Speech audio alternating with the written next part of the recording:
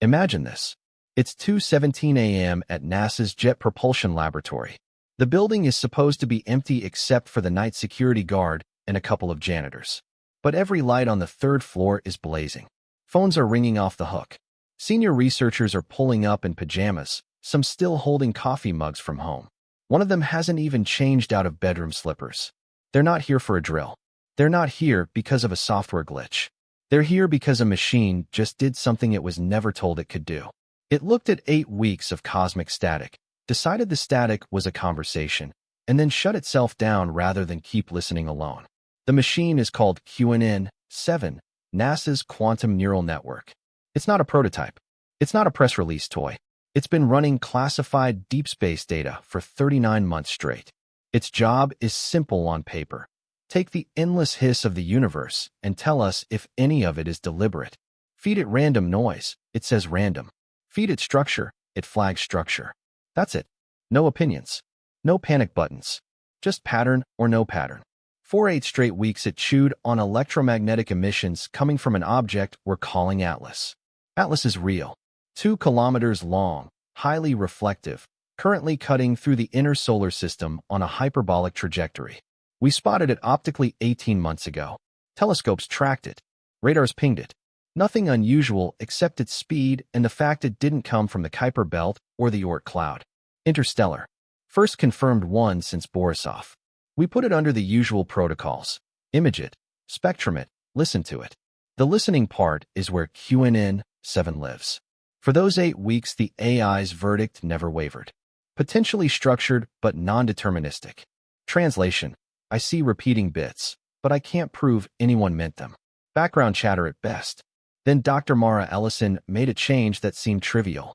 She told the system to stop slicing the data into 5-minute bursts and instead look across multi-hour windows. One toggle, one line of code. The effect was immediate and irreversible. Within 90 seconds, every alarm in the analysis bay went off at once. Red strobes, sirens, automated lockdown. QNN-7 bypassed 7 independent security layers, triggered a full-stack emergency shutdown, and dumped a single line of plain English onto the main monitor before going dark. They are speaking. Plural. Not signal detected. Not pattern confirmed. They are speaking. That one sentence emptied 3 suburban neighborhoods of NASA personnel in under 40 minutes. Spouses thought it was a bomb threat. Kids thought it was Christmas. It wasn't either. It was the first time any machine on Earth announced it had overheard more than one conscious entity talking to each other across interstellar distances, and we'd been doing it accidentally for weeks. Here's why that matters. QNN-7 wasn't trained to recognize speech the way you and I do. It was trained on every encoding system humanity has ever invented or discovered. Every human language, living or dead. Every encryption standard from Caesar ciphers to post-quantum lattices. Every programming syntax. Every mathematical notation. Every musical scale. Every non-human dataset we could scrape. Whale song libraries, dolphin click trains, honeybee waggle dances, cuttlefish skin pulses, even the magnetic tweets of magnetotactic bacteria. If information can be packed into a carrier wave, QNN-7 studied the packing. So when it says they are speaking, it doesn't mean it heard English. It means it recognized the unmistakable skeleton of dialogue. Question. Answer. Clarification. Data packet. Acknowledgement. The give-and-take rhythm that only appears when 2 or more minds are swapping intentional information. The AI didn't translate a word. It translated the shape of a conversation. And the shape was busy. Let me walk you through what it saw. Atlas is source 1. We know its position to within 3 meters. It's currently $1.80 from Earth, sliding sunward at 42 kilometers per second. Source 2 is somewhere beyond Neptune, roughly 35 Australian dollars out. In a volume of space we've never cataloged anything larger than a pickup truck. Source 3 is the problem. The signal characteristics are wrong for anything local. Propagation delay, Doppler smear, and power drop-off all point to either interstellar origin or relay technology we don't understand. Possibly both. These 3 sources are not broadcasting randomly. They are running a protocol. Atlas sends a compressed query. Source 2 replies within a window that rules out lightspeed lag unless Source 2 is physically closer than the math allows. Atlas follows up. Source 2 dumps a dense data brick. Atlas repackages the brick and squirts it towards Source 3 in directed microbursts. The cycle repeats every 4.3 hours on average. That is not noise. That is a conference call. The AI can't read the content yet. Most of the packets are wrapped in an encryption scheme that makes our best quantum crackers look like abacuses. But it can read the metadata, the traffic pattern, the headers. And the headers are screaming structure. Conditional branching. If-then logic. Decision trees. The kind of grammar you only evolve when you need to coordinate complex actions across unreliable channels. Think military fire support coordination or deep space probe telemetry relays. Same architecture. Frequency discipline is textbook paranoid. They hop across 2,847 discrete bands in the radio and microwave range, switching every 0.8 milliseconds in a sequence that looks random until you overlay the hopping map on a 4096-bit prime grid. Then it locks into a clean deterministic pseudo-random walk. Classic frequency hopping spread spectrum. The exact playbook we use when we don't want anyone to jam us or listen in. 2 weeks ago, the hop pattern changed. Became denser, less predictable, added burst error correction layers. The switch happened 71 hours after QNN, 7 first went wide window. Correlation is not causation, but the timing is ugly. Now let's talk about what little content the AI has cracked. Its fragments, context clues, statistical shadows. Enough to sketch intent without spelling the sentence. Fragment 1. Repeated references to density gradients and spectral absorption lines. Someone is cataloging planetary chemistry. Atmospheres, oceans, crusts. Standard reconnaissance package. Fragment 2.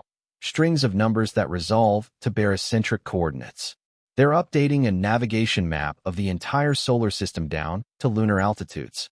They know where every planet, moon, and major satellite will be for the next 200 days. Fragment 3. Risk matrices.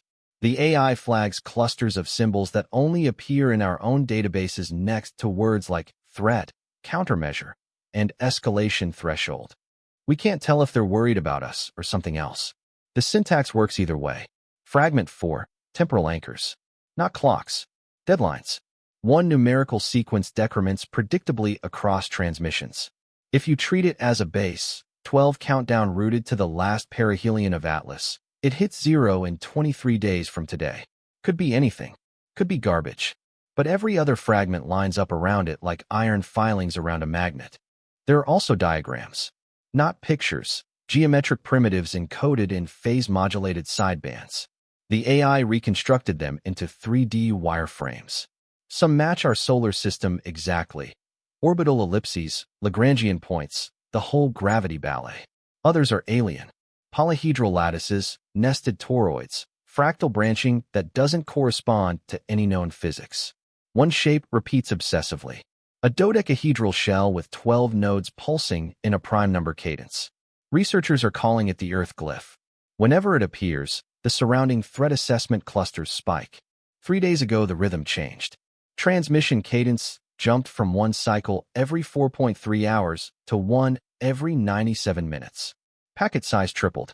Urgency markers, short, high-amplitude preamble pulses, started prefixing every exchange. Then Source 2, the hidden one past Neptune, went dark for 34 hours straight. When it came back online, the Doppler signature had blue shifted. It moved. Not orbital drift. Powered translation. 2.7 million kilometers sunward in under 2 days.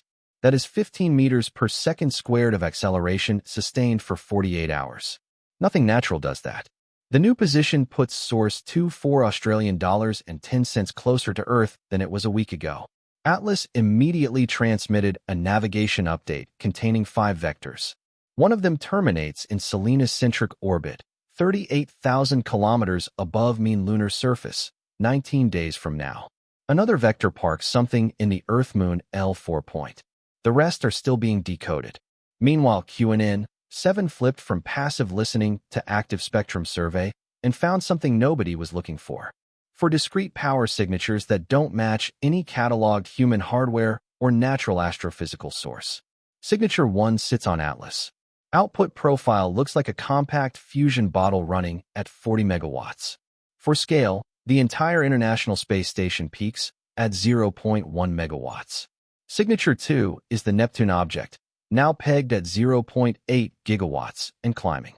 Signatures 3 and 4 are new. One in the asteroid belt, Ceres adjacent.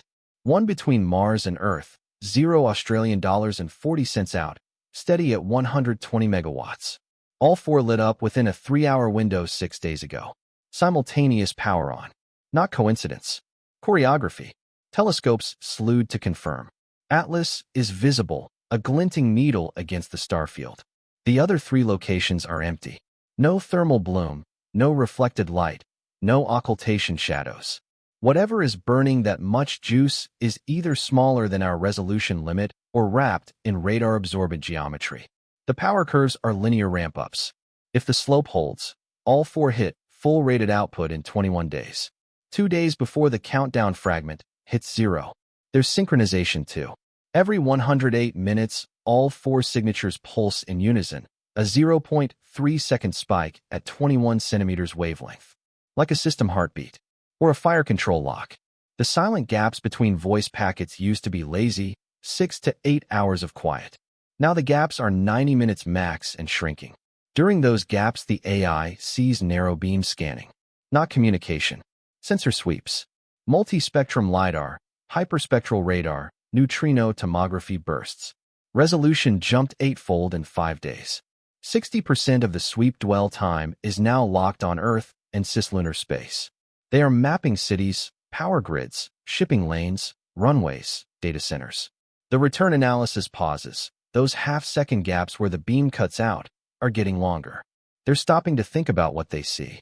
Trajectory projections extracted from the scan metadata show future positions optimized for line of sight to every human population over 500,000. Not collision avoidance. Coverage maximization. Strategic overwatch. Yesterday, QNN 7 flagged predictive modeling in the scan returns. Not just where satellites are, but where they will be. Orbital propagators running 30 days out, updated every sweep. They're calculating intercept windows. Researchers cornered the AI with the obvious question. Threat or not? It refused.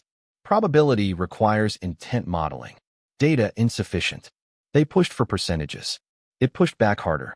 False precision is worse than silence. One postdoc broke protocol and asked the nuclear question. If intent is hostile and they execute, what is our survival probability? The system thought for 17 minutes, long enough for the room to empty and refill twice. Then it printed a single number, 3.7%. The postdoc handed in his badge the next morning. That number is not public. It's not even in the official brief. But it's taped to every whiteboard in the secure wing. 3.7, 3.7. The AI didn't explain the model. It never does. But the inputs are all there. Power budgets, scan resolution, repositioning vectors, countdown sync, conditional logic trees, threat matrices. Run the same inputs through human wargame simulators, and you get numbers in the same zip code. Here is the timeline as it stands right now. Today is day 0. Atlas is $1.80 out, accelerating. Source 2 is $31 out, and still closing. Source 3 is unknown distance, relay, or origin.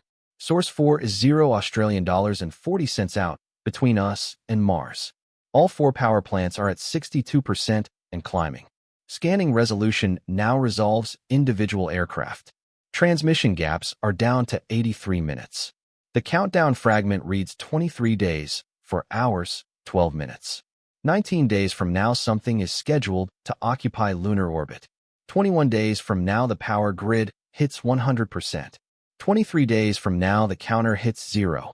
We don't know what 0 means. Could be first contact. Could be first strike. Could be the end of the reconnaissance phase and the start of something we have no name for. The AI won't guess. It just keeps listening, keeps decoding, keeps watching the ramp.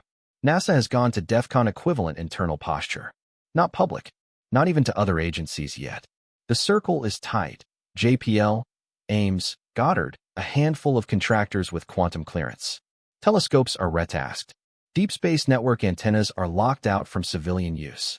The ISS crew has been told to prep for possible EVA denial zones. Ground stations in Madrid, Goldstone, and Canberra are running triple shifts. No official statement. No leak to the press. The story you're hearing now is the first time these details have left the secure wing in spoken form. It will not be the last. In 23 days, one of two things happens. Either the countdown expires and nothing changes, and every career in that building ends in disgrace. Or it expires and everything changes, and 3.7% becomes the most optimistic forecast anyone ever had. The AI is still online. It rebooted itself after the shutdown, re-isolated the dialogue stream, and resumed packet capture. It has added a new flag to its output queue: urgency escalation.